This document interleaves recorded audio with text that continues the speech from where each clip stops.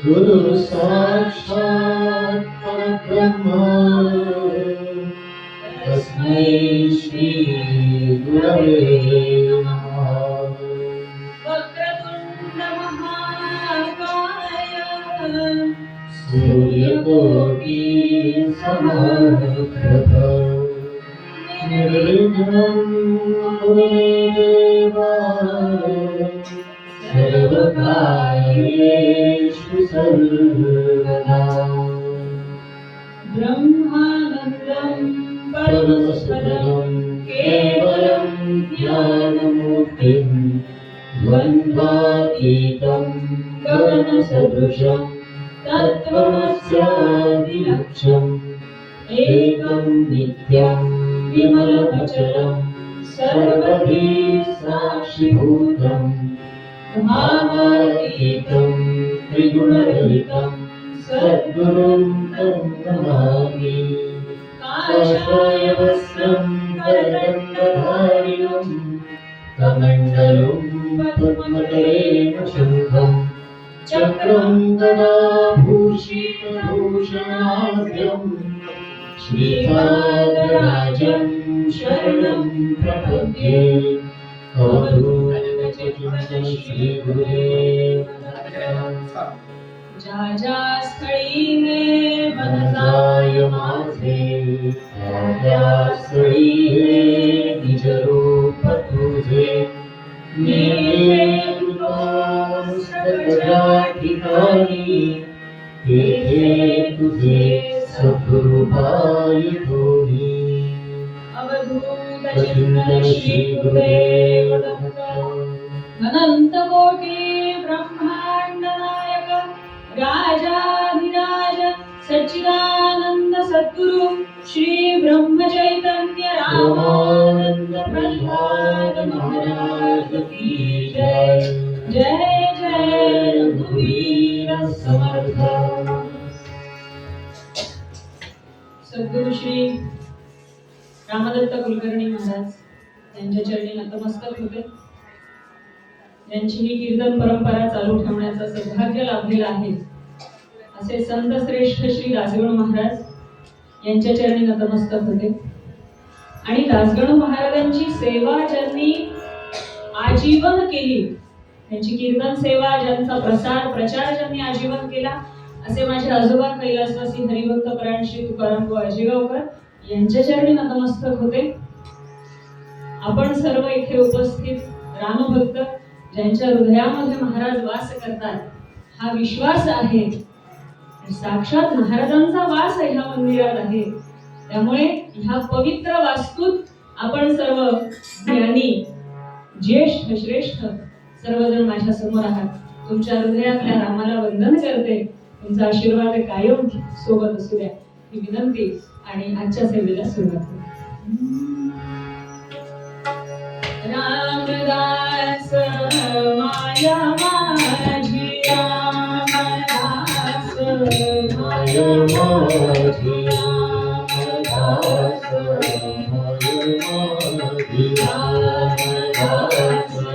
माया माझी पतित पावना सज्जन घडी वस्ती तुझी सज्जन घडी वस्ती तुझी लाज राखी येऊन माझी लाज राखी येऊन माझी हे कृपा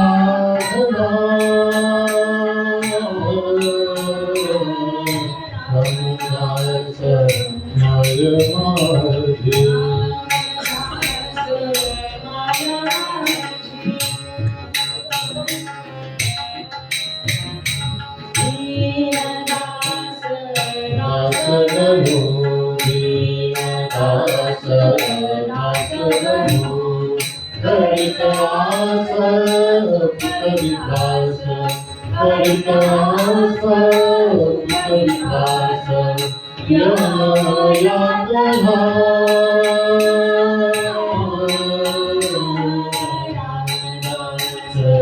माया माझी रामदास माया माझी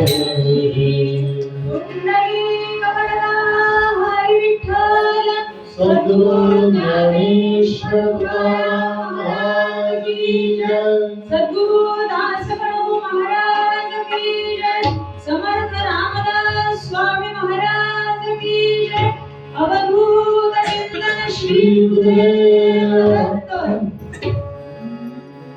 रहम नजर करो अब मोर साई तुम दीन नहीं मोर आगात भाई रहम नजर करो राम मैं अंधा हूँ बंदा तुम्हारा मैं अंधा हूँ बंदा तुम्हारा मैं ना जानूं अल्लाह इलाही मैं नजर करो राम हरी ज़माना मैंने गवाया हरी ज़माना मैंने गवाया साथिया फिरता यान कोई नजर करो राम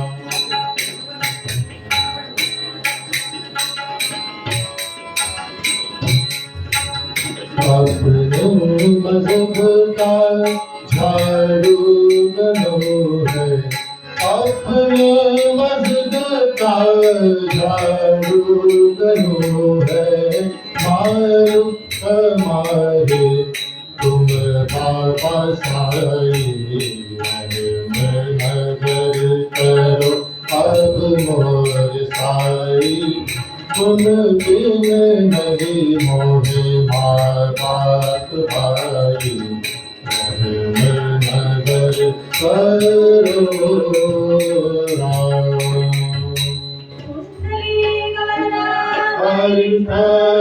सद्गुरु ज्ञानेश्वर तुकाराम महाराज की जय सद्गुरु दास गणो महाराज की जय समर्थ रामदास स्वामी महाराज की जय सद्गुरु साईनाथ महाराज की जय जय जय रघुवीर समर्थ थोडंसं नाम गजर करूया माझ्यासोबत तुम्ही देखील दिगंबराचा गजर करावा दिगंबरा दिगंबरा श्रीपाद वल्लभ दिगंबरा दिगंबरा दिगंबरा श्रीपाद वल्लभ दिगंबरा दिगंबरा दिगंबरा श्रीपाद वल्लभ दिगंबरा दिगंबरा दिगंबरा श्रीपाद वल्लभ दिगंबरा दिगंबरा दिगंबरा श्रीपाद वल्लभ दिगंबरा दिगंबरा दिगंबरा श्रीपाद वल्लभ दिगंबरा दिगंबरा दिगंबरा श्रीपाद वल्लभ दिगंबरा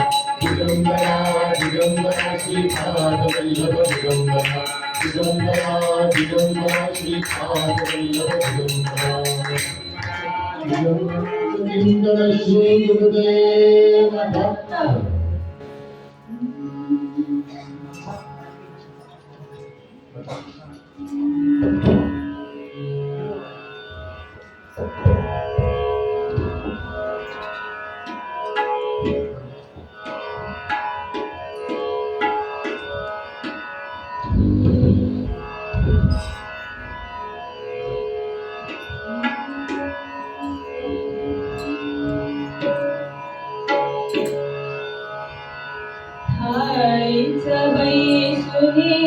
अनन्य भावे श्री विठ्ठल तुझी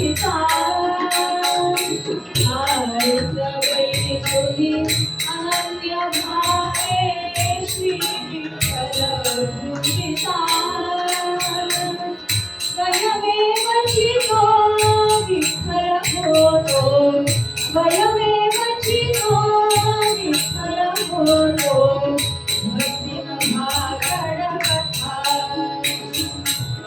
या गोष्टीला आणून झाले वागत गाभुबई या गोष्टीला आणून झाले वागत गाभुबई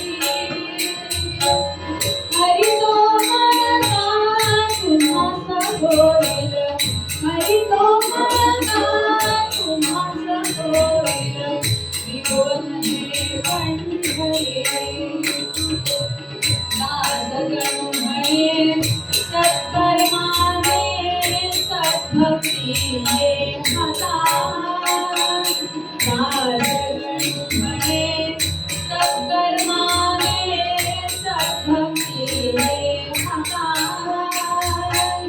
ती तुम्ही सेवन केल्या होईल ती तुम्ही सेवन केल्या होईल जन्माची सफलता आईचरे तुम्ही अनन्य भावे श्री विठ्ठल पूजिता स्वयमेवची तो विठ्ठल होतो भक्तिमभागड कथा पुंडलिक वरदा हरी विठ्ठल सद्गुरु ज्ञानेश्वर तुकाराम महाराज की जय जय जय रघुवीर समर्थ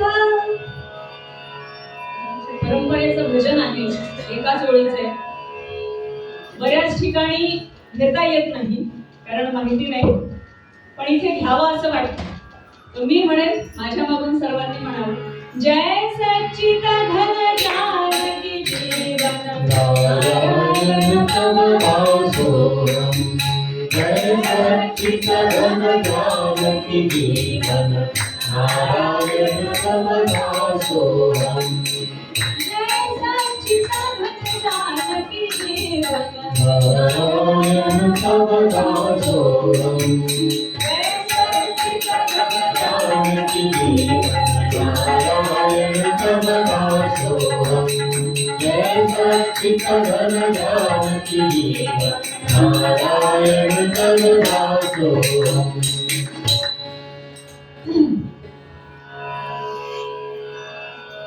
आजचा महाशिवरात्रीचा पर्वकाळ आणि दुधात साखर म्हणजे महाराजांचा जन्मोत्सव आणि ह्या सुंदर प्रसादाची आज मी एक सेवेकरी म्हणून इथे सादर झाले याचा आनंद आहे तो आनंद शब्दात नाही वर्णन करता येत कारण महाराजांच्या ठिकाणी सेवा करणं हाच एक वेगळा अनुभव आहे हाच एक वेगळा आनंद आहे म्हणजे अशी एक भावना आहे किंवा हे खरं देखील आहे की महाराज ऐकतात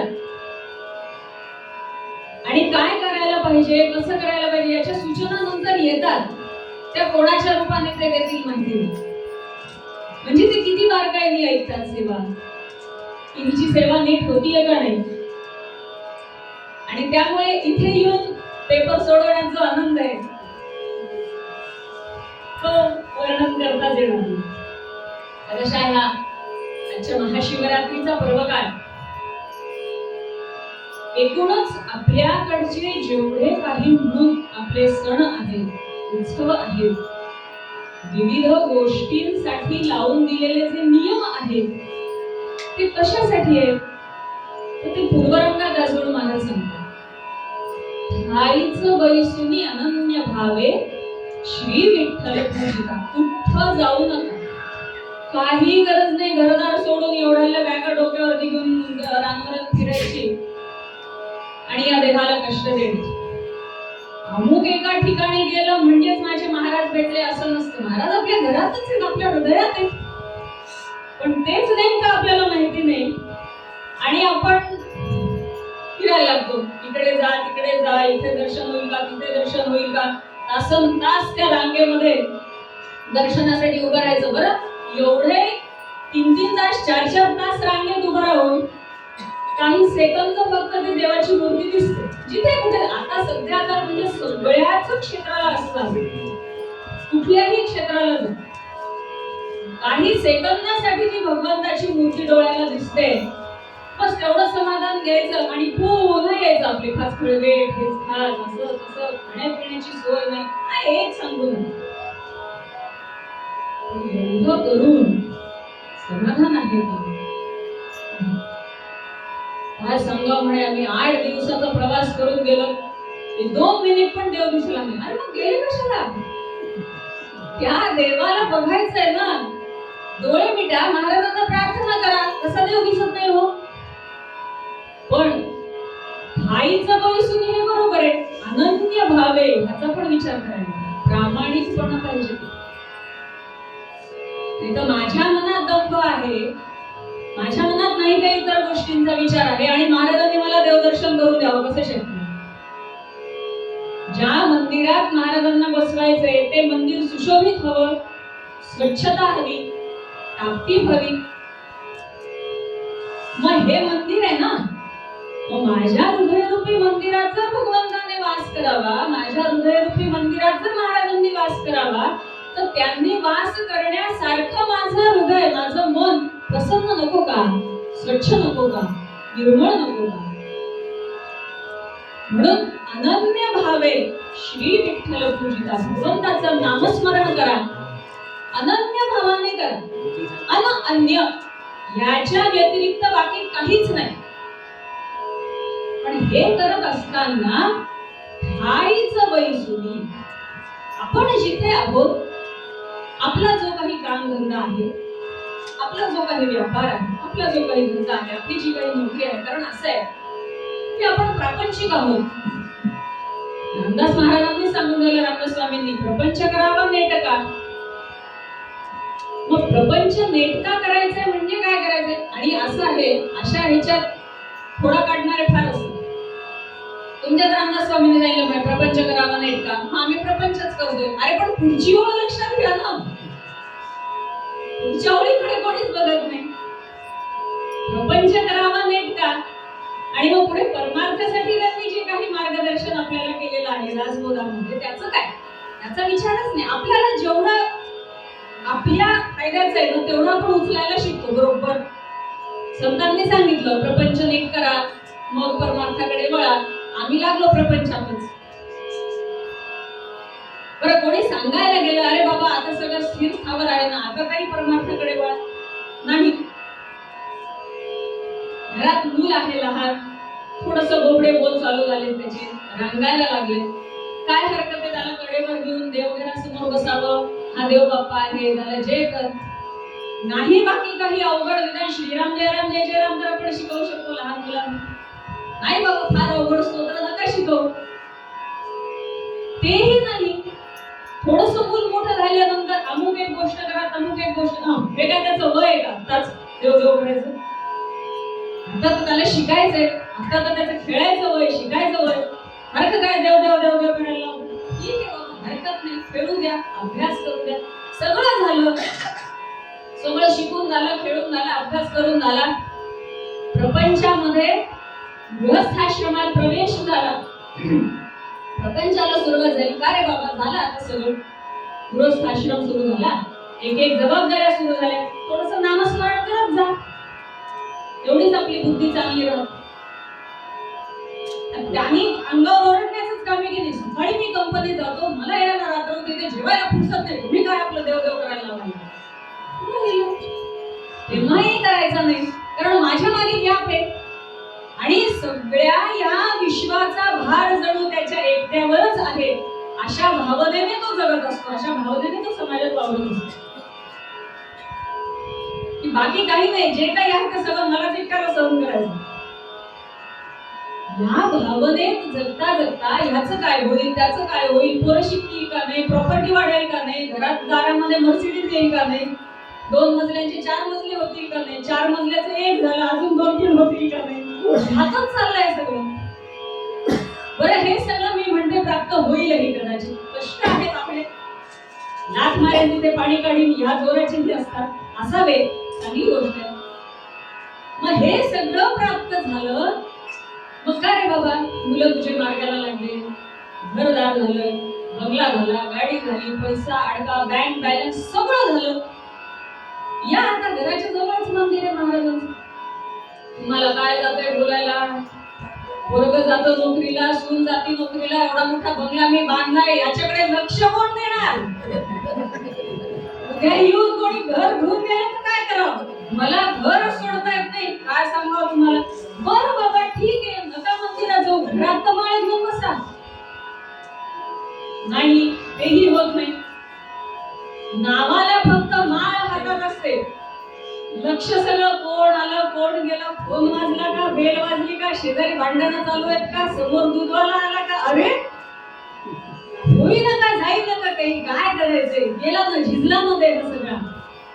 आता तरी निदान भगवंताच्या चरणी हा देह समर्पित करावा, ही भावना ठेवून नाम घ्या. बरं किती सोपं सांगितलंय हो आपल्या महाराजांनी की फक्त नामस्मरण करा, बाकी सगळं मी बघतो. इतकं आश्वासन महाराजांनी दिले. महाराजांचं आश्वासन आहे की तुम्ही फक्त नाम घ्या, बाकी सगळं मी करतो. विश्वासच नाही आपल्याला महाराजांना, खरंच विश्वास नाही. कारण काय असतं माहिती का, आपल्याला असा थेंब पडला किंवा बी पडलं की लागली झाडच पाहिजे मोठं, त्याला लागली फुलं फळं सगळं, काही वेळ लागेल, तो काळ जाण्यासाठी काही वेळ द्यावा लागेल. पण नाही, मी आज माझ्या 16 माळा 13 माळा झाल्या, 16 माळा झाल्या, 11 माळा झाल्या, 108 माळा झाल्या, माझं नोकरीचं कामच नाही झालं. पण मग नुसत्या माळा करून तो होणार नाही, प्रयत्न सुद्धा करावे लागतील. बरं प्रयत्न सुद्धा केले, तेही मान्य, प्रयत्न केले, सांगितल्या तेवढ्या माळा केल्या, तरी पण काम नाही झालं. महाराज आहेत ना बघायला, तो विश्वास नाहीये, तो विश्वास नाही. मूल जसं आपल्या आईवर विश्वास ठेवतं की नाही, थोडं थोडं चालायला लागलेलं असतं, पूर्ण नाही चालता येत, थोडं थोडं चालायला लागलेलं असतं. आई थोड्याशा अंतरावरती असते आणि नुकतंच पाऊल टाकायला येणार असं मूल हळूहळू तिच्याकडे हसत हसत जातं की नाही, त्याच्या मनात विश्वास आहे माझी आई मला पडू देणार नाही. एवढं होऊनही ते मूल पडतं, पण तरी उठून पुन्हा आईकडे धावतं. हा भाव आपल्या मनात नाहीच आहे की पडणार आहे मी, लागणार आहे मला, काहीतरी तर होणार आहे. कसं माहिती का, प्रपंच सोपा नाही, परमार्थाचं त्याहून सोपा. सगळ्यात कठीण हा प्रपंच आहे. मग तो सोपा करण्यासाठी परमार्थाची जोड त्याला पाहिजे. परमार्थ सोबतीला घ्या, प्रपंच सोपा होतो. आपण उलट करतो, आपण प्रपंचालाच धरून चालतो, परमार्थ दूर चाललाय आपल्याला. कारण ज्या गोष्टी सोप्या आहेत ना, त्या आपल्याला करायला आवडत नाही. ज्या अवघड आहेत त्याच्या मागे आपण छान नामस्मरण करा. महाराजांच्या चिंतनामध्ये काळ घालवा. त्यांच्या नामस्मरणामध्ये जे काही आहे ते त्यांच्या पायावर वाहून द्यायचे. महाराज संसार तुमच्या आशीर्वादाने आहे, प्रपंचामध्ये तुम्ही घातलेला आहे, आता जे काही आहे ते तुम्ही बघून हा विश्वास महाराजांवर टाका, ते बरोबर आपल्या मदतीला येतात. आणि कसं असतं माहिती का, शेवटी आपल्याला जे भोग आहेत ते आपल्यालाच भोगायचे. महाराज सुद्धा स्वतः आमचे आपले आप्पा महाराज पण सांगायचे, आमचे अकोल्याचे महाराज पण सांगायचे की भोग भोगून संपवायचे असतात. मी गुरु केला म्हणजे आता मला काहीच त्रास नाही, मी एकदम आरामात, असं नसतं.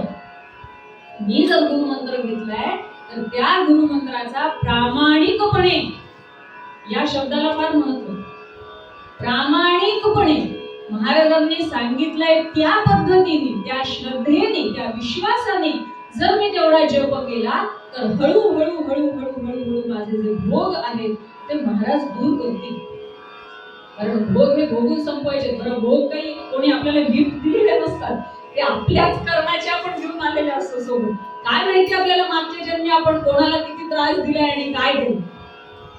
या जन्मात महाराजांनी त्यांच्या जवळ आपल्याला घेतलं म्हणजे आपल्याला त्यातून बाहेर काढायचं त्यांना. लहान मूल जर सारखं सारखं पडत असेल तर किती वेळेला आई समजावून जाणार. एखाद्या तरी धपाटा देईल की तुला सांगितलं 3-3दा तिकडे जाऊ नको, तू पडशील, तरी तू तिकडे चाललास. मग अशा वेळेला सुद्धा हो, प्रत्यंतर घडले. मग अशा वेळेस ज्या चुका करायच्या आहेत प्रपंचामध्ये त्यात सतत सतत सतत सतत आपण चुका करतोय. कळतंय आपल्याला की ह्यात अपयश आहे, हे आपल्या हिताचं नाहीये. महाराजांनी कल्पना दिली की हे करू नका बरं का, असं वागू नका, असं वागा. नाही महाराज ते केलं असतं, पण ते जरा इकडून थोडस करायचं तर मग कर, हो ते तुझ्या मनासारखं, ते पण गंमत बघणारच ना. मी म्हटल्यासारखं भोग आपल्याला भोगून संपवायचे ते खरं, त्या भोगाचा जो प्रभाव आहे तो प्रभाव महाराज कमी करतात आणि ती भोगण्याची शक्ती महाराज देतात. फक्त आपण अनन्य भावाने त्यांना शरण जायला पाहिजे की महाराज माझ्यात दोष आहेत. माणूस हा चुकीचा पुतळा, आपला आवडतं वाक्य आहे की नाही. कुठेही काही चूक झाली आपल्या हातून, आपलं ठरलेलं वाक्य, अहो माणूस हा चुकीचा पुतळा आहे, आपण मग कितीदा तो पुतळा फुटायची वेळ आली तरी तुमच्या चुकात संपायला तयार नाही. माझ्या हाताने काय चुकतंय हे जर आपल्याला कळत नसेल तर मग काय उपयोग. पालथ्या घड्यावरती किती पाणी वाया जाईल आणि किती सगळं होईल काही सांगता येत नाही. अमुक एक गोष्ट माझी चुकतीये, अमुक एक गोष्ट करणं माझ्या हिताचं नाही, ही कळण्या इतकी बुद्धी भगवंताने आपल्याला दिलेली आहे. बुद्धिजीवी प्राणी आहेत आपण. ज्यांना बुद्धी नाही त्या प्राण्यांना सुद्धा कळतं की असं करावं, असं करू नये. एकदा एखादा कुत्र बसला असेल रस्त्यात, एखाद्याने तर दगड मारला तर ते पुन्हा येऊन त्याच जागेवर नाही बसत, दुसरीकडे जाऊन बसलं. तिथं दगड मारला तिसरीकडे जाऊन बसलं. पण जागा बदलतात ना. माणसाचं उलट आहे. एक छोटस हे आठवलं म्हणून सांगते. आजकाल पार्किंगचा फार मोठा प्रश्न झाला. गाडी पार्किंगला जागाच नसते आणि मग त्याच्यावरून भांडण. मग गाडी अशा ठिकाणी पार्क करायची जिथे एखाद्या बंगलेवाल्याला त्याची इच्छा नसते माझ्या गेट समोर गाडी लागावी, तिथे जागा नसते. आपण तिथेच जाऊन गाडी लावतो. बरं, आपला भाव प्रामाणिक आहे सुरुवातीला, बरं का, आपला भाव प्रामाणिक असतो. मग कुठे जागा नाही, थोड्या वेळाचं काम आहे, इथे गाडी लावू द्या. पण आता बंगला त्याचा आहे ना, तुम्ही कसं काय इथं गाडी लावली, बोर्ड दिसत नाही तुम्हाला नो पार्किंगचा. आपल्याकडून विनंती होते, नाही बघ थोडंसं काम आहे, कुठे जागा नाही म्हणून लावतो. तो अजून आवेशात. बरं, आपला लगेच संपत, तिथंच संपत सगळं की लगेच सुरू हमरी तुमरी, कुठल्या कुठं काय, बापरे बापरे बाप. पहिल्या ह्याच्यात कळावं की समोरच्या माणसाला समजून सांगून उपयोग नाही. दगडावर डोकं आपटून घेण्यासारखं आहे. आपली गाडी काढावी, जाऊन दुसरीकडे कुठेतरी लावावी, नाही तर नीट घरी निघून जाऊ. पायी पायी गेलेलं चांगलं. ही परिस्थिती आहे सध्याची. पण किती ठिकाणी आपण रस्त्यात बघतो छोट्या छोट्या गोष्टींवरून भांडणं करत राहायची. लगेच मारामाऱ्या, लगेच आमचे, लगेच तुमचे, लगेच त्यांचे, लगेच रंग येतात त्याच्यामध्ये. हा कठीण कार्यक्रम. हे सगळं फक्त बुद्धिजीवींमध्येच घडतं. पक्षी सुद्धा एकमेकांच्या घरट्यांच्या जवळ जात नाही. आता काय किती उदाहरणं द्यावी. विषय जेवढा न्यावा तितका वाढत जाईल. सांगायचा मुद्दा हा, दासगणू महाराज सांगतात, आईच बैसुनी अनन्य भावे श्री विठ्ठल पूजिता. आपलं जे कर्म आहे, आपला जो व्यवसाय आहे, आपला जो धंदा आहे, आपली जी नोकरी आहे, आपले जे कर्तव्य आहेत, ते करून त्याच ठिकाणी भगवंताला आपलंसं करून घ्यावं. यापेक्षा बाकी काहीही अवघड नाही परमार्थ. फक्त ते अनन्य भावाने करा. आता आजकालच्या काळामध्ये स्त्री आणि पुरुष दोघेही नोकरी करतात, दोघंही घर सांभाळतात. काही ठिकाणी इतकं छान चित्र बघायला मिळतं की नोकरीच्या ठिकाणीही दोघं तितकेच चांगले आहेत आणि घराच्या बाबतीतही दोघं तितकेच चांगले आहेत. आनंदाची गोष्ट आहे. पण मग हे करत असताना ते परमार्थापासून कुठेतरी लांब चालले हेही लक्षात येते. जी संस्कृती आता आपली लोप पावत चाललेली आहे ते बघून वाईट वाटतं. करताय तुम्ही, सगळं करताय, पण यामध्ये तुम्ही परमार्थाला स्पर्श देखील करत नाही. इतकं म्हणजे माणसाने स्वतःला जखडून घेतलंय, इतकं माणसाने स्वतःला त्या चौकटीमध्ये पॅक केलेलं आहे की त्याच्या बाहेरच जायची तयारी नाही. आता पूर्वीच्या काळी असं होतं की स्त्रियांनी फक्त घर सांभाळायचं, मुलं बाळ, घरातले जे कोणी पुरुष मंडळी असतील त्यांचं चांगलं पोट भरेल याची व्यवस्था करायची, त्यांना काय हवं काय नको हे बघायचं.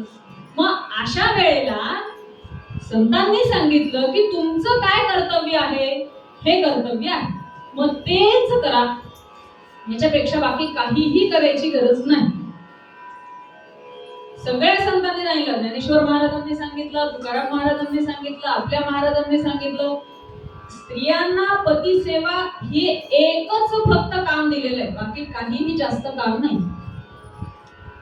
आपल्या पतीची सेवा, त्यांच्या आज्ञेत राहणं म्हणजे लागली काय पायाशी राहा असं कोणी म्हणत नाही. हो, लागलीच नाही तर येईल एखादा मोर्चा तिकडून, आम्हाला असं असं ऐकू आलं आले लागली, कोण आहे हो ते सांगणार? अजिबात नाही. आपल्या संस्कृतीमध्ये ते मान्य नाही. जिथे मातृदेवो भव म्हटल्या जातं, जिथे देवीला आपण लक्ष्मी स्वरूप मानतो, मुलगी झाल्यानंतर आमच्या घरात लक्ष्मी आली ह्या आनंदाने आपण आनंदोत्सव साजरा करतो, ते कसं म्हणतील हो नवऱ्याच्या पायाशी बसून राहणं? शक्य तरी आहे का? फक्त आज्ञेत राहायचंय. कारण मनुस्मृतीने सांगितलं की जेव्हा मुलगी लहान असते तेव्हा तिचा सांभाळ तिच्या पित्याने करायचा आहे, ती जेव्हा वयात येते तेव्हा तिचा सांभाळ तिच्या पतीने करायचा आहे, जेव्हा ती वयस्कर होते तेव्हा तिचा सांभाळ तिच्या मुलांनी करायचा आहे. न स्त्री स्वतंत्रते. आम्ही एवढं एकच वाक्य लक्षात ठेवू. का बरं स्वतंत्र नाहीये स्त्री? कारण स्वतःचं रक्षण करण्या इतकं तिच्यामध्ये जर असतं सामर्थ्य तर आम्ही स्वातंत्र्य दिलं असतं, पण नाही येत असं तर मग काय करणार? मग सांभाळ करायला सांगितलंय, जेलमध्ये टाकायला नाही सांगितलंय कोणी. सांभाळ करायचा म्हणजे काय हवं काय नको, कशाची गरज आहे हे सगळं बघायला यांची नेमणूक केलेली आहे.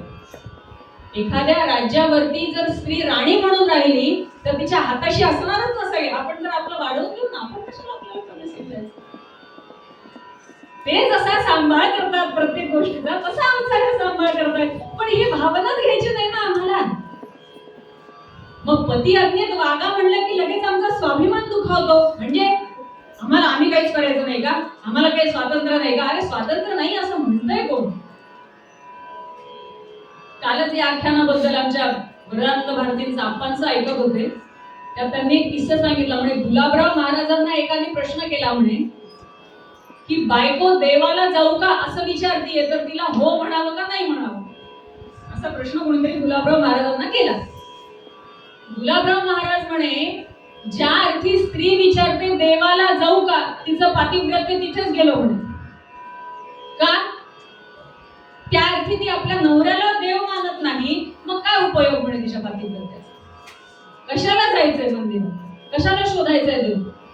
कुठे शोधिसी रामेश्वर, कुठे शोधिसी काशी, हृदयातील भगवंत राहिला हृदयातून उपाशी. ज्या हृदयात माझा भगवंत आहे, ज्या हृदयात माझे महाराज आहे, ज्या हृदयात माझा राम आहे, तो मी ओळखतच नाहीये आणि चाललंय आपलं महिला मंडळ ग्रुप फोटो अमुक तमुक त्याच्यातच सगळं.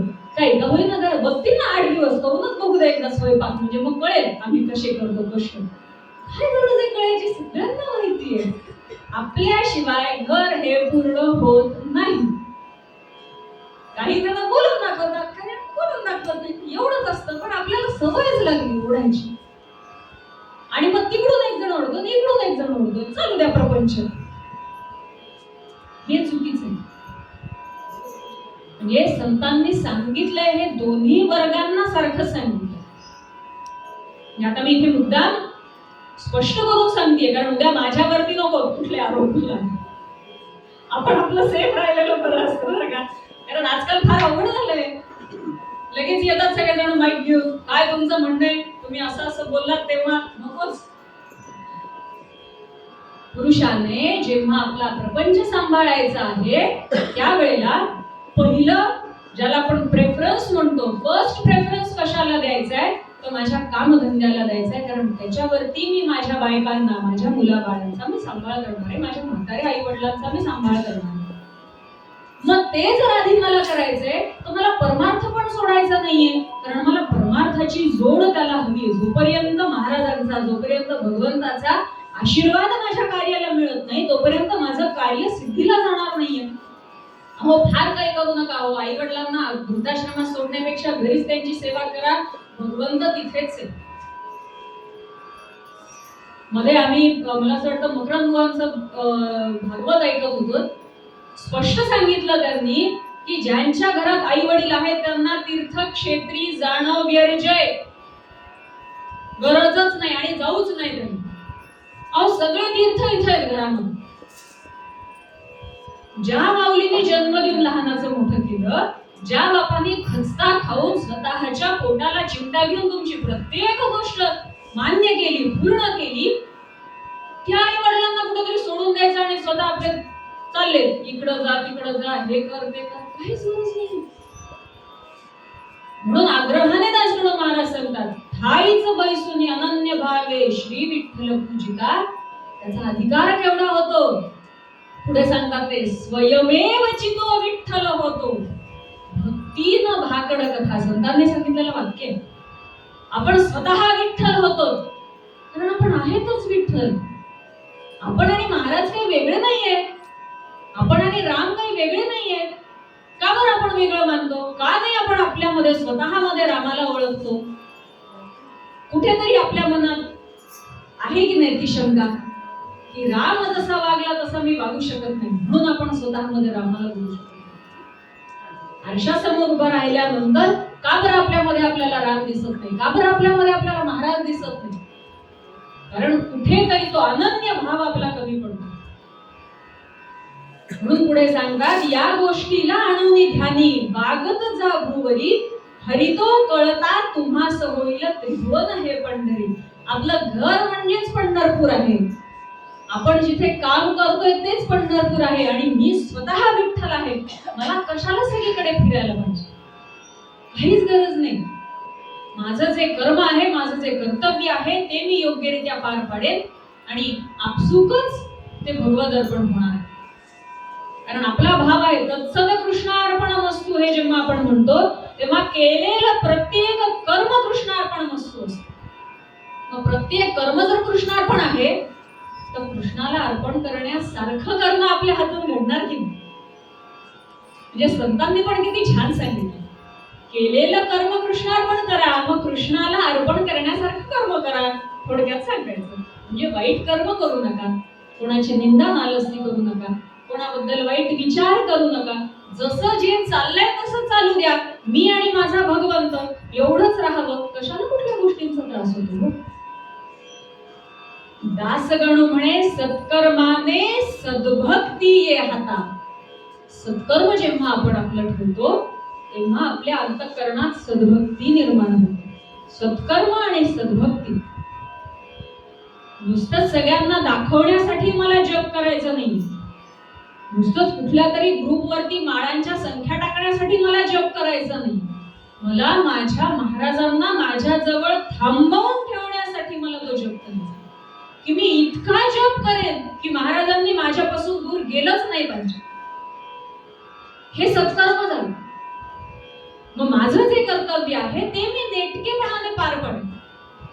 मग मुलांवरती संस्कार असतील, घरात 4 पैसे कमवून आणणं असेल, आई वडिलांची सेवा असेल, घरच्यांचं पोट भरणं असेल, महिला वर्गांना सगळ्यांसाठीचे कष्ट असतील, सगळ्या ज्या गोष्टी आहेत, जे कर्म म्हणून आपल्याला आवश्यक आहे ते कर्म चांगल्या अंतःकरणाने प्रामाणिकपणे करावं. नाही तर माझं मेलीचं नशीबच खराब, गांडा वाडा नष्ट करा. अरे दुसरं करणार काय तुम्ही? ते तर करावंच लागेल. तुम्ही IAS लेवलला गेले तरी तुम्हाला 4 भाकऱ्या थापूनच ऑफिसला जावं लागेल.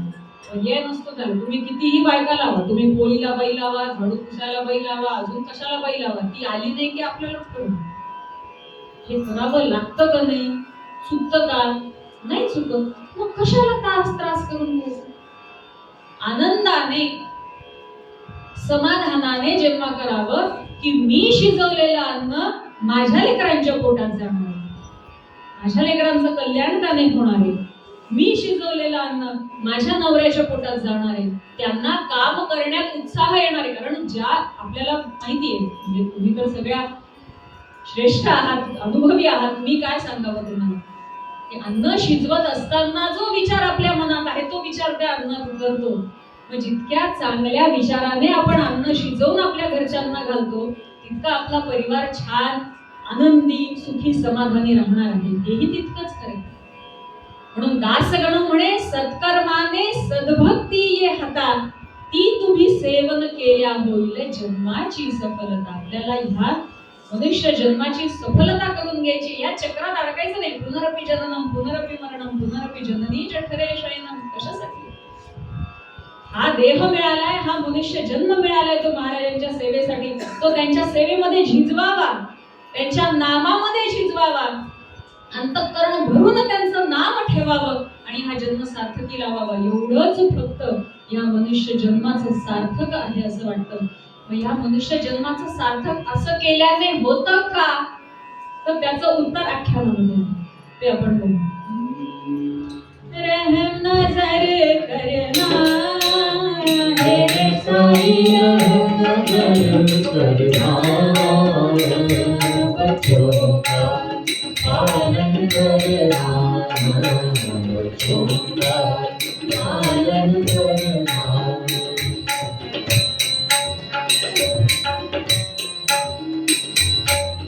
जाना तुम्हारे जगत बसाया, जाना तुम्हारे जगत बसाया, सब ही झूठ जमाना, साईं सब ही झूठ जमाना. बच्चों का पालन करना, बच्चों का पालन करना.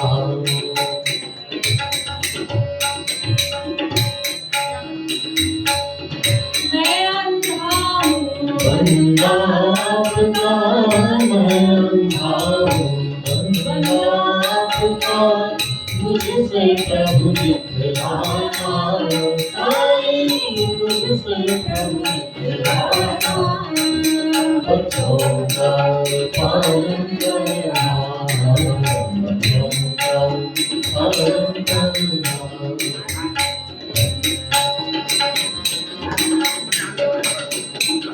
दासगण करे अब क्या बोलूं, दासगण करे अब क्या बोलूं, थक गई मेरी रसना, साईं थक गई मेरी रसना. बच्चों का पालन करना, बच्चों का पालन करना, बच्चों का पालन करना. मेरे साईं नजर करना, बच्चों का पालन करना, बच्चों का पालन करना, बच्चों का पालन करना. कुंडली वरदा हरि विठ्ठल सद्गुरु ज्ञानेश्वर तुकाराम महाराज की जय. दासगणों महाराज की जय, महाराज की जय. ब्रह्मांड नायक राजाधिराज ब्रह्मचर्य श्री सुंदर रामानंद प्रह्लाद महाराज की जय. जय जय.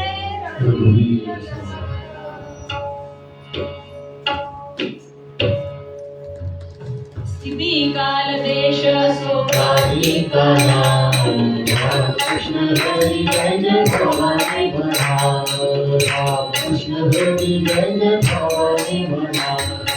रूप वर्ण वेश सोपारी का नाम, राम कृष्ण हरि जय जय भवानी बना, राम कृष्ण हरि जय जय भवानी बना. नाथ वाद बोध सोपारी का नाम, राम कृष्ण हरि जय जय भवानी बना, राम कृष्ण हरि जय जय भवानी बना.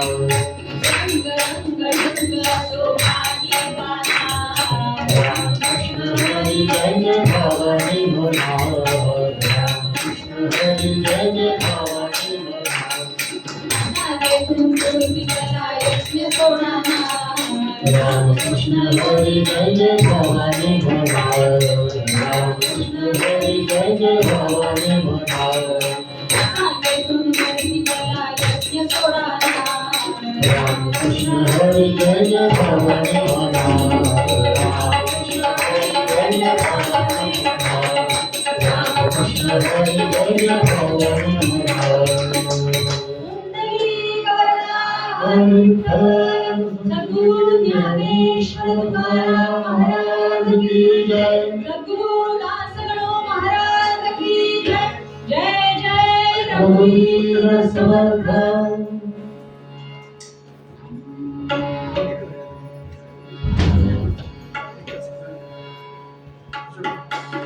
कृष्ण गुरु चंदन करी वनावघे जेवी सौरभे युक्त देवी होय भूषविता अर्ण रामास सावता भक्त।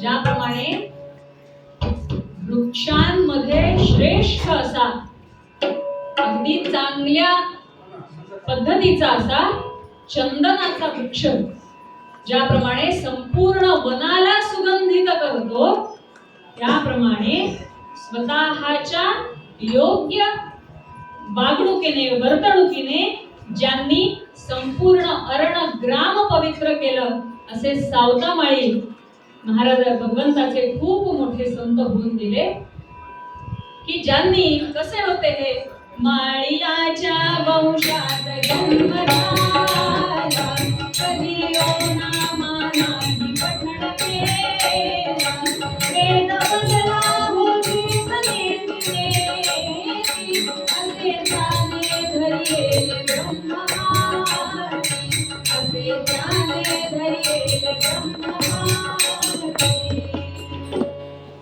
माळ्याच्या वंशामध्ये माळ्याच्या कुटुंबामध्ये जन्म झालेला होता माळी होते व्यवसायाने आणि कधीही फार काही मोठे वेदशास्त्र पुराण वाचलेत अशातला भाग नाही कधी कुठल्या शास्त्रांच्या गोष्टी वाचल्यात अशातला भाग नाही कारण असं होतं की तो काळही जरा ज्याला म्हणता येईल की कट्टर स्वभावाचा होता की अमुक एका वर्गालाच अध्ययनाचा अधिकार वगैरे वगैरे ते बरंच ते होतं त्यामुळे ते जरी काही नसलं तरी सुद्धा ज्याच्या बाबतीमध्ये वेदांनी सुद्धा नेती नेती म्हणलेलं आहे नेती नेती म्हणजे काय न इति आम्ही ह्याच्या पलीकडे जाऊच शकत नाही आमच्याही सगळ्या कल्पना शक्तीच्या पलीकडे आहे असं जे ब्रह्म आहे असे त्याने धरिलेले ब्रह्म हाती त्या ब्रह्माला ज्यांनी आपल्या हातात धरले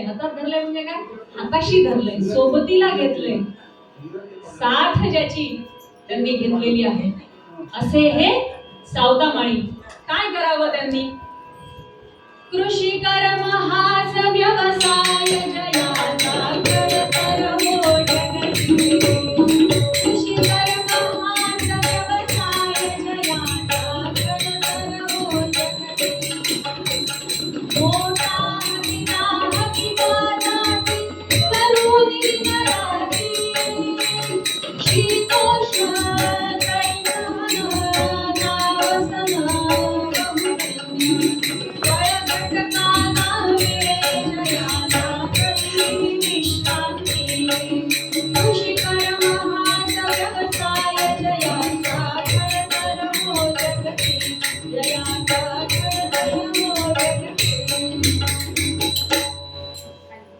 कृषी कर्म शेती हा ज्यांचा व्यवसाय होता आमच्या दासगणू महाराजांनी सांगितलं की शेती हा व्यवसाय बाकी सर्व व्यवसायांमध्ये अतिशय कठीण फार अवघड व्यवसाय आहे आजकाल तो सगळ्यांना इतका सोपा वाटतोय काय करतो शेती करतो इतकं सोपं आहे का ते शेती करणं शेती करतो असं म्हणून सोडून देण्यासारखं सोपं नाहीये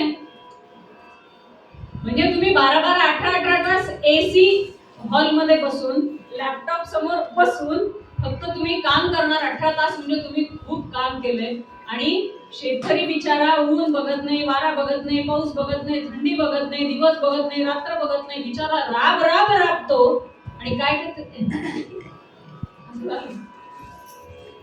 म्हणून मुद्दामदास गुरु महाराज सांगतात, कृषी कर्म हाच व्यवसाय जयाचा खडतर भोजन.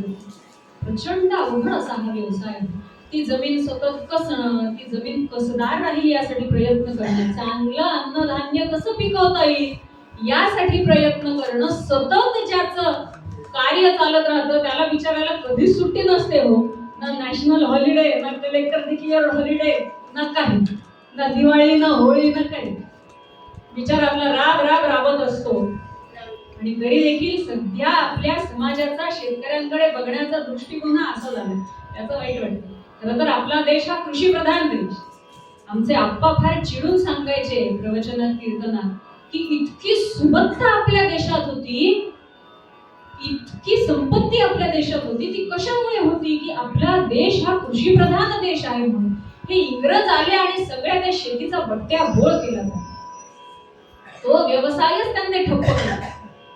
कारण त्यांना माहिती होतं की ह्याच्यात भारताची प्रगती, म्हणून हे मुद्दाम केलं. आणि आपणही वेळासारखे त्यांच्या प्रत्येक गोष्टीला भुलत गेलो. असो, विषय खूप मोठा आणि वेगळा आहे. आमचे आप्पा बोलायचे तेव्हा वेळ कमी पडायचा, सांगायचे सुद्धा की म्हणे अरे असं त्रास होतो ह्या सगळ्या गोष्टींचा विचार करताना, पण पर्याय नाही. पण प्रयत्न असा असतो की आम्हाला अधिकार मिळालाय ह्या 2 तासापुरता, त्यामुळे आम्ही बोलून घेणार, असं आहे. एरवी बोलायला हवं तर फार अवघड होऊन असतं. म्हणून इथं का होईना आपले विचार मांडता येतात. निदान ह्याच्याकडून त्याच्याकडे ते 8-10 जणांमध्ये तरी ते विचार पास होतील.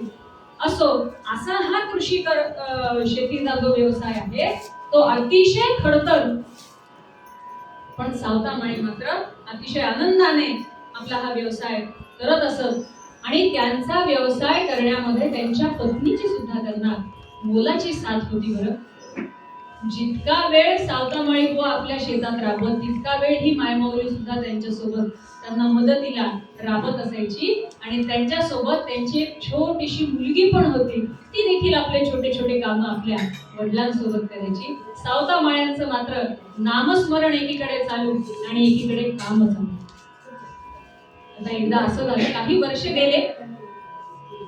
आमचे आप्पा फार विनोदाने सांगायचे की त्या काळी बायका लग्नाला 20-25 वर्ष झाल्यानंतर नवऱ्याकडे एखाद्या गोष्टीचा हट्ट धरायच्या म्हणून. तेही सहज शक्य आहे असं वाटलं तर, नाहीतर आपलं चाललंय तसं चालू द्या. तर तसं एकदा सावते बुवांच्या पत्नीने त्यांच्याकडे एक इच्छा व्यक्त केली की का हो, आपल्या गावापासून पंढरपूर हे फक्त 6 कोसांवर आहे, फार काही लांब नाहीये. 5-6 कोसांवरती पंढरपूर आहे. आपण बघतो दरवर्षी इथून एवढ्या मोठ्या दिंड्या जातात, आपल्याच मळ्याच्या समोरून जातात. आपण का नाही पंढरपूरला जात? सावते बुवांनी अगदी सहज प्रश्न केला, का ग बाई, कशाला जायचंय पंढरपूरला? काही गरजेच्या वस्तू आणायच्या आहेत का? संसारोपयोगी वस्तू आणायच्या आहेत का? कारण हे छोटंसं खेडेगाव होतं, काही मिळत नव्हतं तिथे.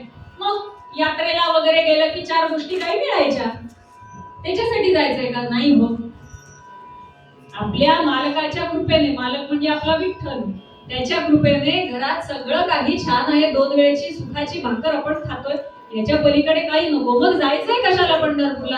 अहो, तिथे विठ्ठल साक्षात उभा आहे, त्याचं दर्शन घ्यावं अशी इच्छा. सावते बुवा हसले. सावते बुवा म्हणतात, अगं वेडी झालीस का तू?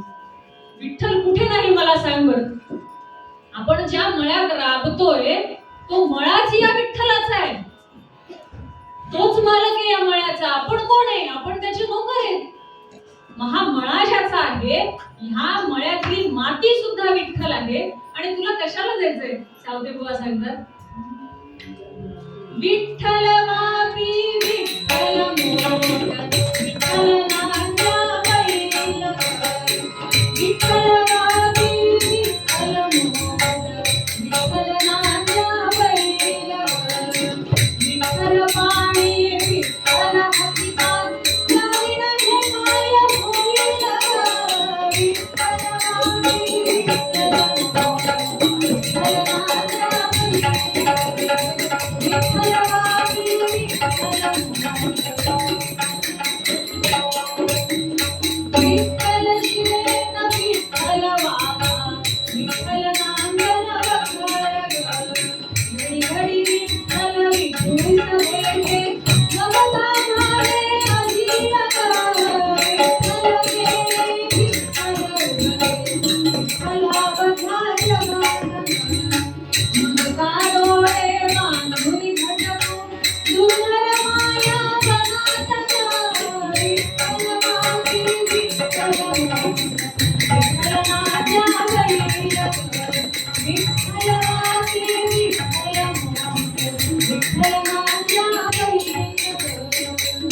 अगं, ज्या मळ्यात आपण राबतोय तो मळा विठ्ठलाचा आहे, ही विहीर विठ्ठल आहे, त्या विहिरीतलं पाणी विठ्ठल आहे, पाणी काढण्यासाठीची मोट विठ्ठल आहे, हा बैल विठ्ठल आहे, हा नांगर विठ्ठल आहे, ही माती विठ्ठल आहे, यामध्ये रुजवलेलं बी सुद्धा विठ्ठल आहे.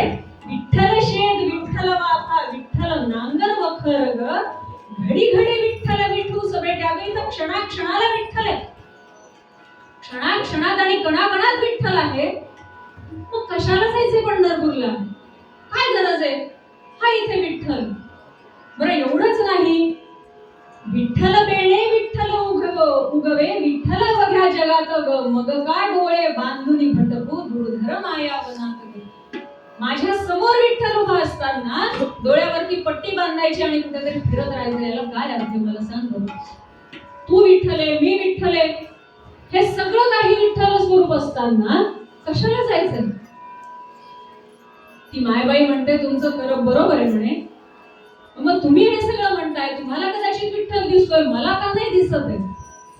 नाही दिसत आहे त्याचं कारण आहे, दासगणू महाराज म्हणतात, दास गणू म्हणे माया गाठण गोडी करी पाचवील, दास गणू म्हणे माया गाठण गोडी करी पाचवील, बघणारा सहज आवर चंपा रूप दिठुने होईल विठ्ठल बापी विठ्ठल मोठ विठ्ठल माझ्या बैल.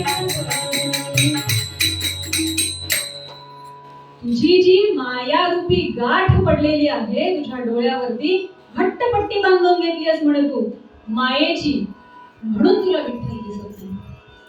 तुझी गाठ आहे ना ती थोडीशी सैल कर, तुला आपोआप विठ्ठल दिसेल.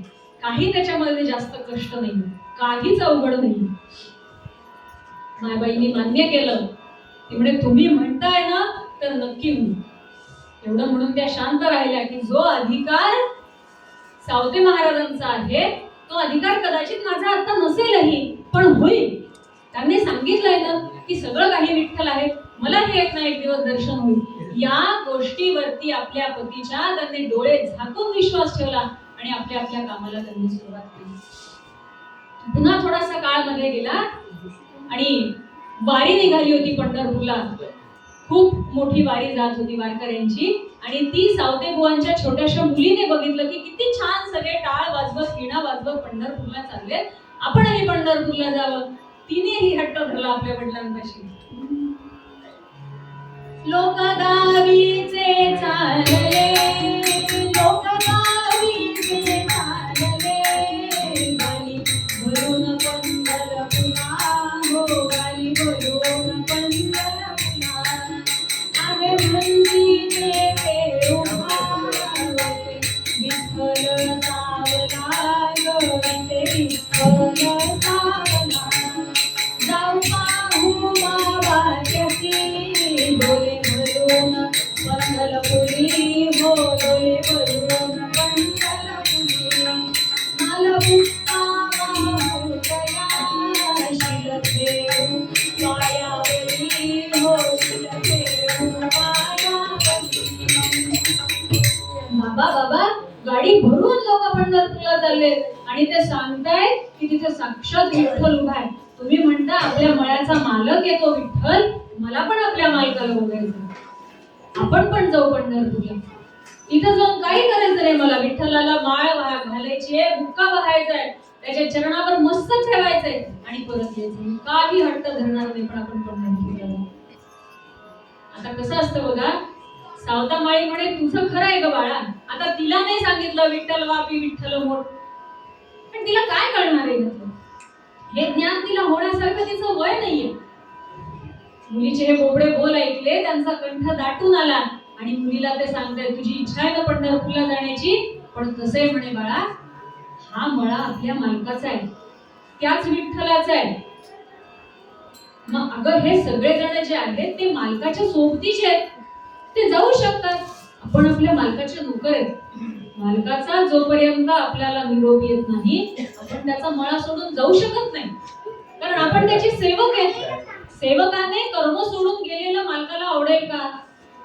ते लेकरूही तयार झालं, हो बाबा मग काय करायचं, माझी तर खूप इच्छा आहे. म्हणजे तुझी इच्छा आहे ना, एक काम कर, आपला मळा आपल्या मालकाच्या कृपेने इतका छान फुललाय, इतके सुंदर फुलं लागलेले आहेत आपल्या मळ्यामध्ये, तू ते सगळे वेच.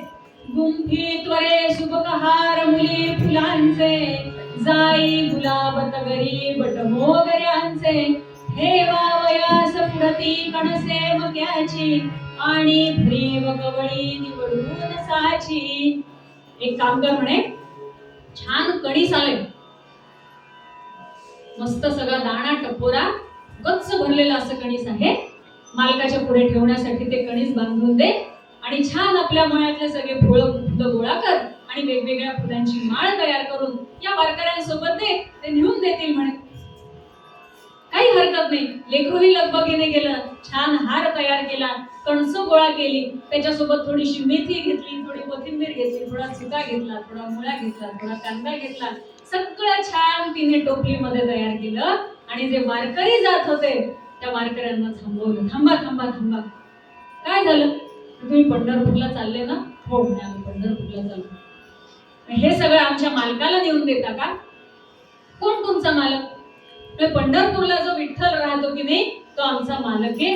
आणि माझे बाबा म्हणतात की मालकाने बोलवल्याशिवाय आपण जाऊ नये, त्यामुळे आम्हाला तर काही हा मळा सोडून जाता येत नाही, तर तुम्ही एवढं फक्त माझ्या मालकाला द्या आणि त्याला सांगा की अरे एकदा तरी मळा बघायला ये. असं कुठे नोकरदारांवरती मळा सोडत असतात का? एकदा तरी बघायला ये, मळा किती छान फुललाय, छान भाजीपाला लागलाय, छान फुलं आली आहेत, असा निरोप देता का तुम्ही?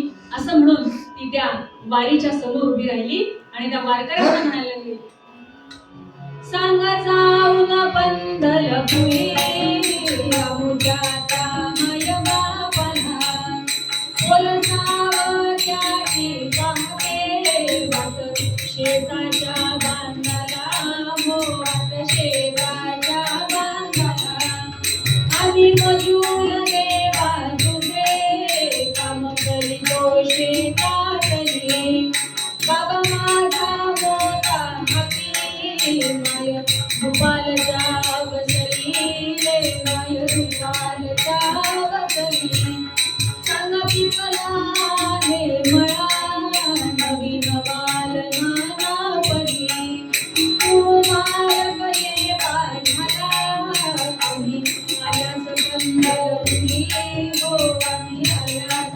पंढरपुरी, राग येईल तुझला विठोदय बाबाच्या अंतरी, हो भय बाबाच्या अंतरी. एवढं आमच्या मालकाला नेऊन द्या आणि त्याला सांगा की माझे मायबाप दोघेही खूप कष्ट करतात बरं मळ्यामध्ये, रात्रंदिवस, दुपारच्या वेळेला आई राबते आणि सकाळ संध्याकाळ माझे बाबा राबतात, आणि इतका छान मळा फुललाय. आणि असं आहे की आम्ही जर तिकडे आलो तर तुला राग येईल म्हणून माझ्या बाबांना भीती वाटते की मालक रागवतील का काय, म्हणून आम्हाला येता येत नाही. तर एक काम कर, हे सगळं तू बघ आणि एकदा तरी येऊन बघ मळा कसा फुललाय ते सगळं त्या लेकराचं बोलणं ऐकलं.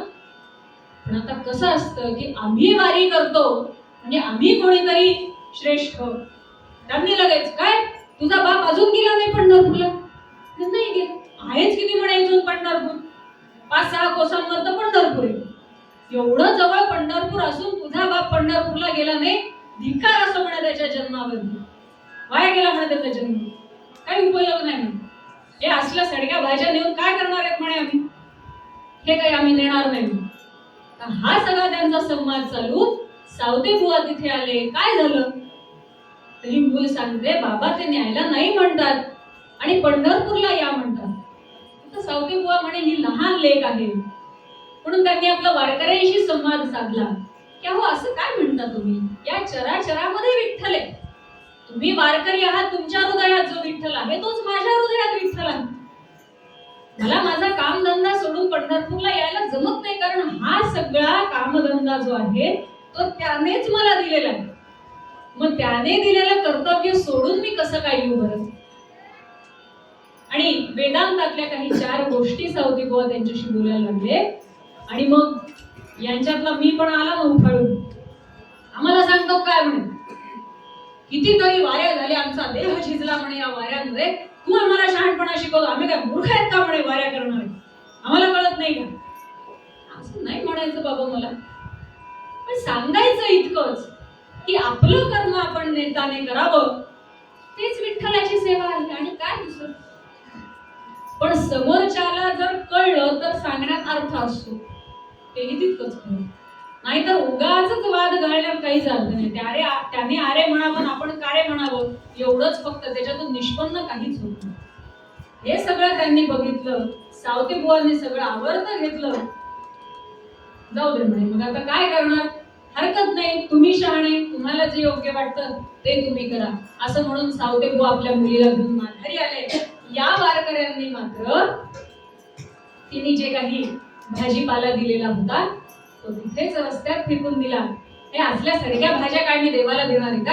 आणि मोठा शहाणपणा सांगायला आला म्हणे आणि याचा भाजीपाला घेऊन जा म्हणे, हे आम्ही काही देणार नाही असं म्हणाले आणि वारकरी पुढे निघाले. तर हे सगळं बघून त्या सावत्या माळ्याच्या मुलीला वाईट वाटलं की यांनी मी दिलेल्या माझ्या मालकासाठीची भेट पण यांनी नेली नाही, असं म्हणून ती बिचारी त्या बांधावरतीच उभी राहिली की आता मी निरोप तर पाठवलाय ना, ठीक आहे यांनी दिलेली भेट दिली नाही, नेली नाही सोबत, पण निदान मी निरोप पाठवलाय की देवा एकदा मला बघायला या. त्या शेताच्या बांध्यावरती ती उभी राहिली आणि भगवंताला म्हणते, आले माय बाप विठ्ठला कोण निरोप माझा तरी, देवा जुगलीचा सांगेला ये बसून गरुडावली, ये बसून गरुडावली. माय बाबा आता तूच गरुडावर बसून ये, माझा निरोप तुझ्यापर्यंत जाईल असं काही मला वाटत नाही. कारण या लोकांची काही तयारी नाही, हे तर भांडू लागले माझ्या बाबांशी की तुम्ही पंढरपूरला येत नाहीत म्हणून. मग आता माझा निरोप तुझ्यापर्यंत जाणार नाही, मी जिथून तुला आवाज देते, माझा आवाज ऐकू आला तर बघ आणि गरुडावर बसून ये तू जाता मला. आता हा भाव या चिमुकलीचा भगवंतापर्यंत पोहोचला नसेल का? इकडे हे जे काही भाजीपाला वगैरे पडलेला होता तो भगवान सूर्यनारायणाने घेतला आणि मायबाईंकडे गेलो. मायबाईंना ते सगळं दिलं. मायबाई म्हणे, हे काय? म्हणे, आईसाहेब तुमची नात आहे म्हणे, तर नातीने तुम्हाला हे सगळं पाठवलं. कोण नात, कुठली नात? तेव्हा सूर्यनारायण तिचं वर्णन करतात. हातची मुकले वर्ण सावळा झेंडा तोंडावरी, अरे यमा करे सावळी, अरे यमा करे सावळी, हातची मुकले वर्ण सावळा झेंडा तोंडावरी. आटली छोटीशी आहे, सावळा वर्ण आहे, काळा सावळा वर्ण आहे, सगळे केस पिंजारलेले, अंगात नेसायला धड वस्त्र नाहीये, अशी ही आहे. आणि तिने तिच्या मळ्यातल्या या भाज्या भगवंताला भेट म्हणून दिल्या. त्या वारकऱ्यांनी काही घेतल्या नाही, त्या मी तुमच्यापर्यंत आणल्या. मायबाई म्हणे, वा वा वा, हे फार चांगलं केलं तुम्ही, कारण तिकडं एकदा गेलं की मला त्यातलं काहीच मिळत नाही म्हणे. एकदा का भगवंतापर्यंत त्याच्या भक्तांनी दिलेलं पोहोचलं की माझ्यापर्यंत काहीच येत नाही म्हणे, मला त्यातलं काहीच मिळत नाही. तर बरं केलं म्हणे, निदान या भक्ताची भेट तरी तुम्ही माझ्यापर्यंत आणली.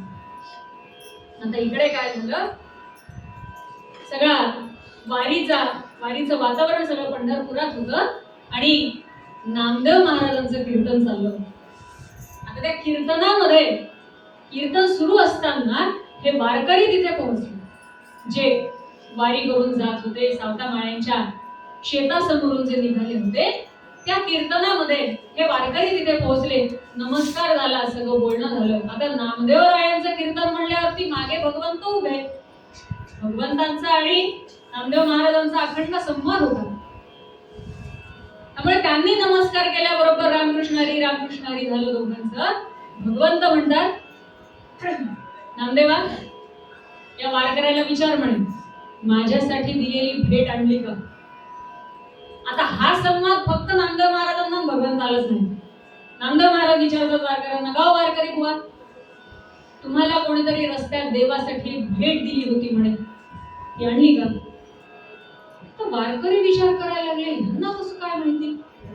मी तर काही कोणाला सांगितलं नाही, माझ्याकडून त्यांना त्यांच्याकडून त्यांना. आता शेवटी मोठे संत आहेत, अधिकार आहे.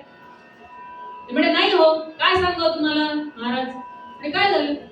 अहो तो सावता माळी म्हणे तिथे, त्याने आत्तापर्यंत वयात त्याचा अर्ध वय गेलं म्हणे, त्याने अजून पंढरपूरची वारी केली नाही म्हणे, अजून तो पांडुरंगाच्या दर्शनाला आला. काय सांगू म्हणे तुम्हाला. आता हे ऐकलं की नामदेव महाराज चिडले. आता तोपर्यंत त्यांचा गुरुमंत्र झाला नव्हता असं आमच्या दासगणू महाराजांनी सांगितलं. जोपर्यंत विसोबा खेचरांचा गुरुमंत्र नामदेव महाराजांना झाला नाही, तोपर्यंत त्यांना भक्ती काय आहे हे कळलं नाही असं आमचे दादा सांगतात. तोपर्यंत त्यांना जरा होतं की माझा आणि देवाचा सरळ संवाद आहे ना समोरासमोर, मला वेगळं करायची काहीच गरज नाहीये. त्यामुळे भक्ती काय असते आणि भक्तीमध्ये भगवंताला वाहून देणं काय असतं हा अनुभव नव्हता. तेही चिडले. काय सांगता म्हणे, वारी केली नाही म्हणे अजून. नाही, अर्ध वय संपलं म्हणे, अजून एकदाही वारी केली नाही. अरे अरे अरे, या अशा लोकांचं दर्शन म्हणजे ब्रह्महत्येचं पाप हो म्हणे वारकरी बुवा. काय सांगू तुम्हाला, दोघेही हो हो हो बरोबर. म्हणूनच मी आणलं नाही. काय दिलं होतं म्हणे त्यांनी, एक चारवाक भक्त आम्हा भेटला रस्त्यात, त्याची पोर वेडी होती भाजी घेऊन हाती, आली आम्हासी द्यावया म्हणे न्याही पंढरीराया, तीही भाजी हलकी फार सुका मेथी कोथिंबीर, आम्ही तीही ना आणली अवघी रस्त्यात फेकली, काकी अभक्ताच्या वरी देव कधी न कृपा करी. असं आहे म्हणून. ती काय चांगली नव्हती भाजी, हलक्या प्रतीची होती. आणि तो अभक्त आहे, तो काय देवाचा भक्त आहे. उगी काहीतरी कारण सांगतात होता म्हणे, माझं कर्म आहे, माझं कर्तव्य आहे, देव माझ्या मळ्याचा मालक आहे, मालकाने मला काम दिले. आपला मालक नाही का म्हणे, देव आहे ना. आपण आपली सगळी कामं सगळा संसार बाजूला टाकतो आणि भगवंताच्या दर्शनाला येतो, म्हणून आम्ही श्रेष्ठ. आणि तो असा या अभक्ताची जर भेट मी आणली तर ती देवाला पावेल का म्हणे, तुम्ही सांगा. ते सगळं ऐकलं नामदेव महाराजांना, हो अगदी खरंय म्हणे, काहीच खोटं नाही. हा दोघांचा संवाद झाला, कीर्तन चांगलं झालं.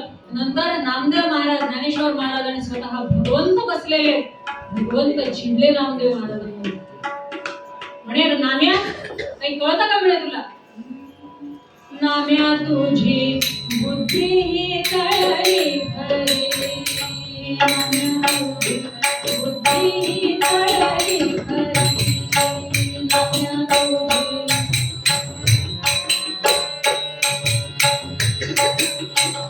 या रटव्याच्या नाही लागे, या रटव्याच्या नाही लागे, समज तू काही धरी, नाम्या तुझी बुद्धी तळली खरी, नाम्या तुझी.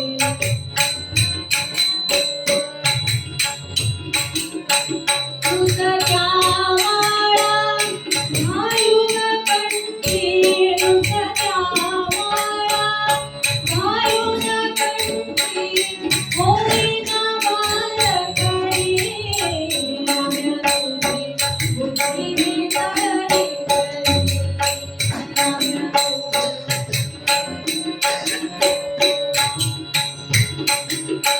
तुझं साठी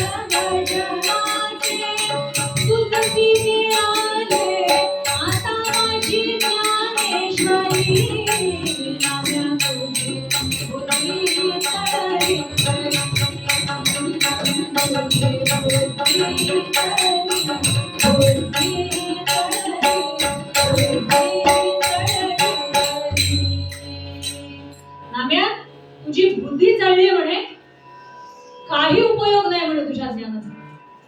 काय झालं देवा, काय झालं, काय काय?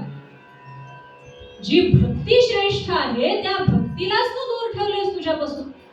तुला कळलंच नाहीये खरं ब्रह्म काय आहे. वाईट वाटतं रे म्हणे तुझ्या. तुला ब्रह्मज्ञान कधी होईल काय म्हणे. एक काम कर म्हणे, या ज्ञानदेवान लिहिलेली ज्ञानेश्वरी वाच म्हणे, म्हणजे मग कळेल काय भक्ती आहे, काय समर्पण आहे ते तुला कळेल. आता हे ऐकलं नामदेव महाराजांचे अधिकार काही कमी नव्हता. तेही चिडले. वा रे वा देवा, एवढी तुझी भक्ती करावी, एवढी तुझी सेवा करावी, अखंड तुझं नाव घ्यावं, तुझ्या सान्निध्यात आहे म्हणे मी अखंड, आणि तू मला असं सांगतोस म्हणे. तू तरी काय केलेस रे, जाऊन त्या गवळणीच्या घरातलं लोणी तर चोरून खाल्लास म्हणे, आणि मला सांगतोस म्हणे तू भक्ती काय असती ते. एवढं रणांगणावरती त्या अर्जुनाला मध्ये नेऊन रथ उभा केला, सांगतोच म्हणे घाल बाण सगळ्यांच्या उरावरती म्हणून. सगळे त्याचे नातेवाईक, गुरु, बंधू, बांधव, काका, जे काही होते, हे तू करतोस आणि आम्हाला सांगतोस म्हणे काय श्रेष्ठ आणि काय नाही ते. देव म्हणतात, हे बघ नाम्या, मला शिकवू नकोस. काय करायचं काय नाही तुझ्यापेक्षा मला जास्त कळतं. मी देव आहे, हे लक्षात ठेव.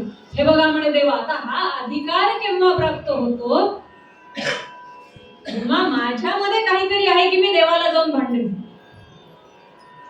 मग देवा तू म्हणतोसच कसा की माझा अधिकार नाही. अरे त्याचं कारण असं आहे, प्रत्येक वेळेला देवाचे पायच धरून बसलं म्हणजेच मी फार मोठा देवाचा सेवक असं नसतं.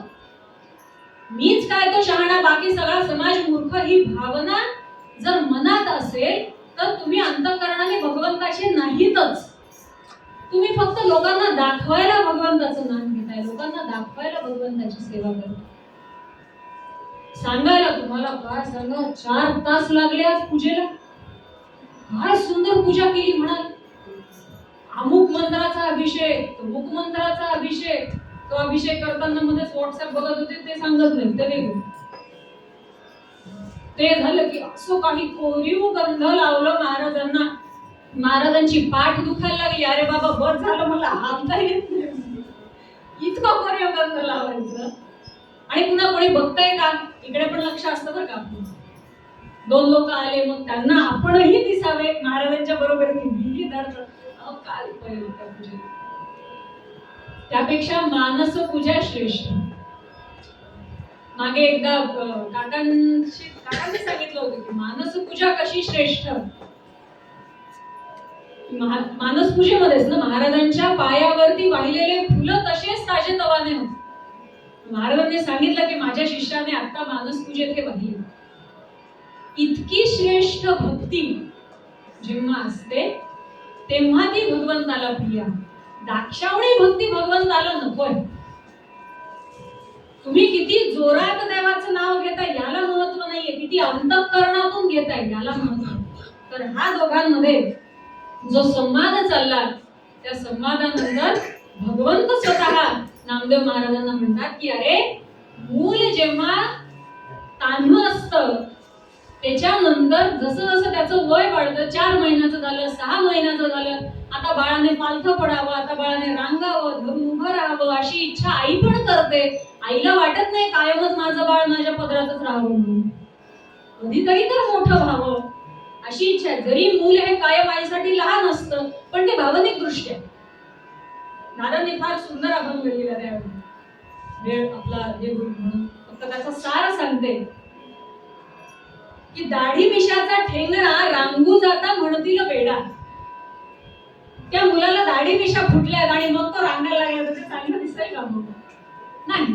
तेव्हा त्याने त्याचं कर्म चांगलं करावं, शिक्षण चांगलं घ्यावं. थोडा मोठा झाला की चला मूल मोठं झालं, आता नोकरीला कधी लागेल, कामधंद्याला कधी लागेल, 4 पैसे कधी कमवून आणेल, कधी त्याला व्यवहाराचं ज्ञान होईल, ही इच्छा आईवडील करतातच. मग कायम बाळाने दुट्ट्यातच राहावं अशी इच्छा कोण करेल का? म्हणून नाम्या आता तू कधी मोठा होशील अशी माझी इच्छा आहे, आणि त्यासाठी मी तुला माझ्या एका भक्ताकडे घेऊन जातो. असं कोणत्या भक्ताकडे? आता ज्ञानेश्वर महाराज हळूच हसले देवाकडे. नामदेव महाराज म्हणतात काहीतरी या दोघांचं आहे जे मला सांगत नाही. आणि देव म्हणतात नाम्या तुला जाऊनच दाखवतो म्हणे. का बरं, काय आहे त्याच्या ठिकाणी विशेष? ज्याच्या ठिकाणी सगुण निर्गुण हा भेदच नाहीये, भक्ती अभक्ती सगळं एकच झालेलं आहे म्हणे त्याच्या ठिकाणी, असा एक माझा जो भक्त आहे त्याच्याकडे मी तुला घेऊन जातो. चल म्हणे. नामाज्ञादेश पांडुरंग आले अरणासी सवेग, पाहून सावत्याचा मळाचा अंग, कौतुक करी परमात्मा. क्षणार्धात सावता माळ्यांच्या त्या मळ्यापाशी, सावताजींच्या मळ्यापाशी भगवंत ज्ञानेश्वर महाराज आणि नामदेव महाराज तिघे येऊन पोहोचलेले. काय मला मळा फळलेला तो बघून अक्षरशः धन्य झाले. नामदेव महाराज आणि ज्ञानेश्वर महाराज तर थक्क झाले. अरे बापरे, इतका सुंदर मळा, काय कष्ट घेत असेल म्हणे या मळ्याचा जो कोणी मालक आहे, जो कोणी हा मळा उपसतो, तो किती छान कष्ट घेत असेल, काय जीव ओतून काम करत असेल म्हणे. एकीकडे फुलबाग फुललेली आहे, एकीकडे फळबाग फळलेली आहे, एकीकडे भाज्या हिरव्यागार अशा मस्त वाऱ्यावरती डोलतायत. इतका सुंदर तो मळा बघितला आणि दोघे जण स्तब्ध झाले. आणि त्याच बरोबरीने एक गोष्ट अशी त्यांनी बघितली, त्या मळ्याच्या त्या बांधावरती एक चिमुकली पोर पंढरपुराकडे तोंड करून आशेने उभी होती. रणरणतो ऊन भरती आणि ती मात्र तिथे होती. या दोघांना आश्चर्य वाटलं की आहे तरी कोण. आणि ज्ञानेश्वर महाराज आणि नामदेव महाराज दोघं जण या विचारात असताना भगवंताने ती संधी साधली आणि झटकने सावताजी जिथे काम करत होते तिथे येऊन पोहोचले. तिथे पोहोचले आणि सावताजींना हलवताय. सावताजींचं आपलं भाजी पुरवण्याचं काम चालू होतं. त्यांना हलवतायत. बाबा रे उठ लवकर, काय झालं? माझ्या पाठी 2 चोर लागले म्हणे, मला पटकन कुठेतरी लपव, लवकर उरक म्हणे, ते सोड म्हणे तुला पुरवण्याचं काम. आता सावताजींनी फक्त मागे वळून बघितलं. ज्याच्या अंतःकरणामध्ये पांडुरंग आहे त्याला सांगायची गरज आहे का? सावताजी हात जोडून उभे, देवा कणाकणात तू आहेस म्हणे आणि तुला मी कुठं लपवणार आहे? अरे माझ्यातही तूच आहेस, इथेही तूच आहेस, वारा तूच आहेस, अवकाश तूच आहेस, सगळं काही तू आहे, तुला मी लपवतोय. देव म्हणतात मला आगाऊ ज्ञान सांगू नको. सांगितलं की आई पटकन मला लपव, 2 चोर लागलेत म्हणे माझ्या पाठी. सावताजींना कळलं सगळं. ते म्हणे देवा तुला लपवण्यासाठी एकच जागा आहे. हातात कोयता होता, सर्रकने आपलं पोट चिरलं आणि भगवंताला सांगितलं या प्रवेश कर. घोंगडी होती जवळ, ती घेतली, कमरेला बांधली आणि पुन्हा आपलं काम सुरू. आता इकडे ज्ञानेश्वर महाराज आणि नामदेव महाराज त्या मुलीपाशी येऊन थांबले आणि त्या मुलीला विचारतायत की बाई ग तू कोण आहेस? हा इतका सुंदर मळा आहे, कोणाचा आहे हा मळा? फार आनंद झाला आम्हाला मळा बघून, आणि तू एवढ्या उन्हामध्ये इथे एकटी का बरं उभी आहेस म्हणे. ती सांगते हा मळा आमच्या मालकाचा आहे. हो, काय नाव आहे तुमच्या मालकाचं? पांडुरंग. ते ना इथे पंढरपूरला राहतात, त्यांचाच हा मळा आहे. आम्ही तिथे नोकर आहेत म्हणे, आम्ही चाकर आहेत त्यांचे. माझे बाबा, माझी आई आणि मी, आम्ही तिघं मिळून या मळ्याची सेवा करतो. ते ऐकलं मात्र आणि अक्षरशः नामदेव महाराज लोटांगण घालायचे राहिले त्या मुलीला. पाय धरायला लागले आणि ती छोटीशी मुलगी म्हणते की अहो अहो असं काय करताय म्हणे, तुम्ही माझे काय पाय धरताय म्हणे, तुम्ही मोठे माझ्यापेक्षा. तिथे पंढरपूरला जा, तिथे पांडुरंग आहे ना त्याचे पाय धरा, तो मालक आहे आपल्या सगळ्यांना. म्हणे बाई एवढं ज्ञान आलं कुठून तुझ्याकडे? एवढीशी पोर नाहीस म्हणे तू, एवढं ज्ञान कुठून आलं? कोणी शिकवलं तुला हे? मला माझ्या बाबांनी हे शिकवलं की आपले मालक पंढरपूरला आहेत आणि त्यांनी आपल्यावर ही जबाबदारी दिली आहे. ती जबाबदारी आपण चांगल्या रीतीने पार पाडायची, तर मालक खुश होतात. बरं, मालक रागवले नाही पाहिजे आपल्यावरती. हे सगळं ऐकतात आणि ते म्हणतात चल बरं दाखव आम्हाला तुझे बाबा. या छोट्याशा मुलीने त्यांना हाताला धरलं. ज्ञानेश्वर महाराज, नामदेव महाराज दोघांनी दोन्हीकडून त्या लहान्या मुलीचे हात धरले आणि झपाझप चालले सावताजींकडे. सावताजींचं पुन्हा आपलं काम चालू होतं, विठ्ठल विठ्ठल विठ्ठल नामस्मरण करत. मुलीने आवाज दिला, बाबा हे बघा कोण आलेत आपल्याकडे. नामदेव महाराजांचा, रामकृष्ण हरी दोघांचा एकमेकांना नमस्कार झाला आणि नामदेव महाराज म्हणतात ज्ञानदेवा एक गोष्ट लक्षात आली का आपली? काय झालं? भगवंत कुठे गायब झाले? आता आपल्या सोबत होते म्हणे, आपल्याला इकडे पाठवलं, कुठे गेले काय माहिती. ज्ञानेश्वर महाराज म्हणतात काय माहिती कुठे गेले.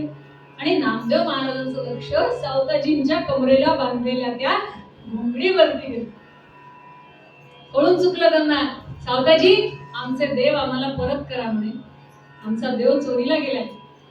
आता सावताजीच ते, त्यांचा काही अधिकार कमी नव्हता. ते म्हणे हो, आमच्याही गावातला सूर्य चोरीला गेलाय, तो सापडला की देव पण देतो. काय नामदेवा चेष्टा करतात. देवाला कोण लपवू शकणार आहे, कोण चोरू शकणार आहे सांगा बरं. अहो सगळीकडे तो व्यापून आहे. मी श्वास घेतोय तोही माझा देवच आहे, आणि कोण त्याला लपवणार आहे सांगा बरं. नामदेव महाराज म्हणतात तुम्ही ज्ञान नका सांगू म्हणे, ते कमरेला बांधलेलं ते घोंगडी आहे ना ती सोडा, म्हणजे मग आमचा देव आम्हाला मिळेल.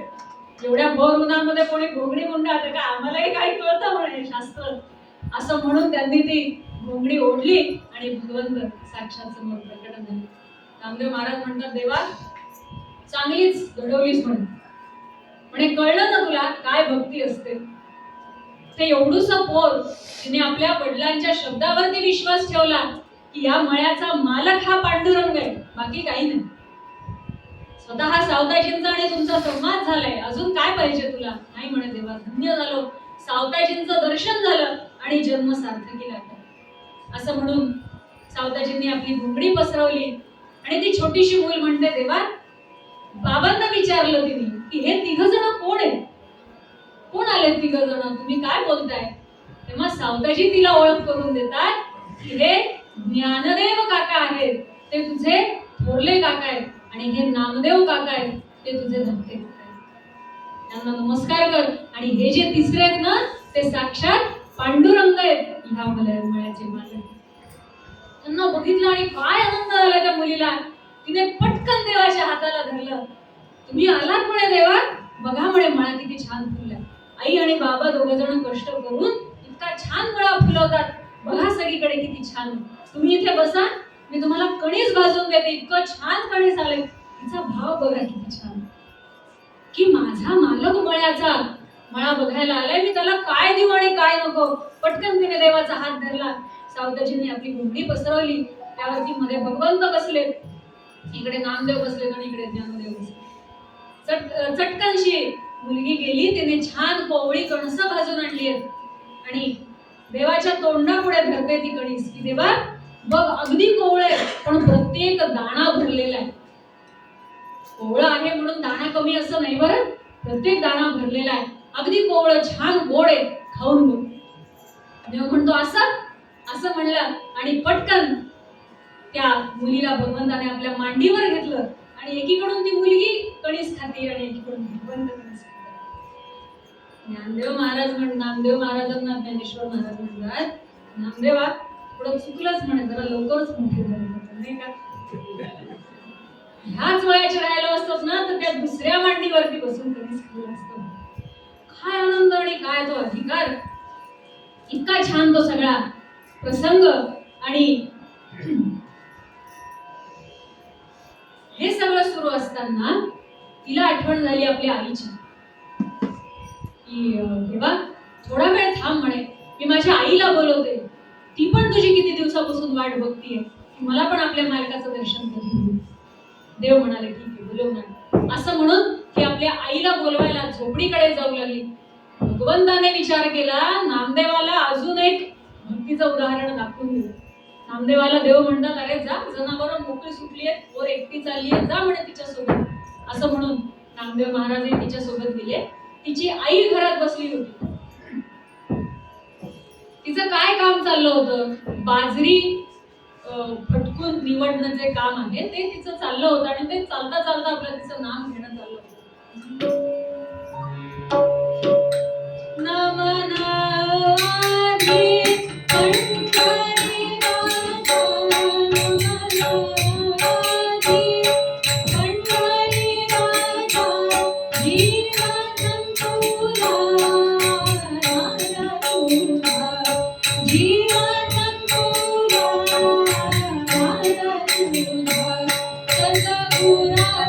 Thank you.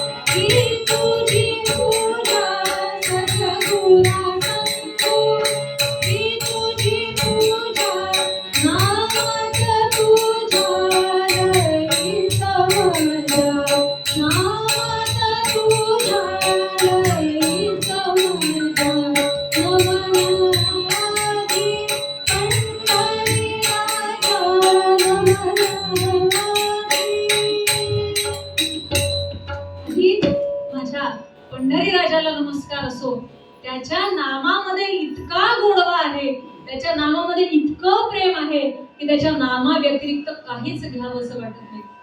आणि मग आता तिचं काय काम चालू आहे, तर ते बाजरी पाखडण्याचं काम चालू आहे आणि ते सुद्धा जणू त्याची सेवा आहे. हा भाव तिचा आहे. ते सगळं बघितलं आणि नामदेव महाराजांच्या डोळ्यात पाणी आलं. देवा, काय ही भक्ती! आम्ही जे कर्म करतोय ते कर्म म्हणजे माझा देव, मी जे काम करतेय ते काम म्हणजे माझा देव. इतकी ही श्रेष्ठ भक्ती, काय बोलावं. ती मुलगी गेली आपल्या आईपाशी. आईला म्हणली, आई आई लवकर चल, आपल्या मळ्याचे मालक आलेत आपल्याला भेटायला. आईलाही आनंद झाला. अरे वा, धावतच मायलेकी इकडे आल्या जिथे भगवंत बसले होते. नामदेव महाराज, ज्ञानेश्वर महाराज सगळे सोबत आहेत आणि सावताजींच्या पत्नीने भगवंताला नमस्कार केला. भगवंताने विचारलं, काय बाई, सगळं चांगलं आहे ना? म्हणे, देवा, तुम्ही ज्यांचा मालक आहे त्याला काही कमी पडणार आहे का? तुमच्या आशीर्वादाने सगळं काही छान आहे. फक्त हा जो मळा आहे, संसार रूपी मळा, जसा हा फुलत चाललेला आहे तसाच अखंड फुलत राहावं एवढाच आशीर्वाद म्हणजे संसारावर राहू द्या, यापेक्षा काही मागणं नाही. भगवंत म्हणतात सावताजींना, सावत्या, आलोय म्हणे तुझ्या मळ्यामध्ये, काही पाहिजे असेल तर माग. सावताजी म्हणे, देवा, काय मागावं? सगळं काही तू दिलेलं आहे, सगळं काही तू सांभाळणार आहेस, याच्या पलीकडे मी काय मागू? द्यायचं असेल तर एकच दे. भक्तीत अंतर तुझ्या कधीही नसावे, मागे पुढे अमुचिया विठू तू असावे. त्या भक्तवत्सल वशा धरिले सनावा, या दीन दास गणुला पहिले विसावा. गोपाल कृष्ण भगवान की जय. पुंडलिक वरदा हरी विठ्ठल. सद्गुरु ज्ञानेश्वर तुकाराम महाराज की जय. जय जय रघुवीर समर्थ. परंपरेचं मागणं मागते महाराजांकडे. अनंत अपराधाच्या राशी देवा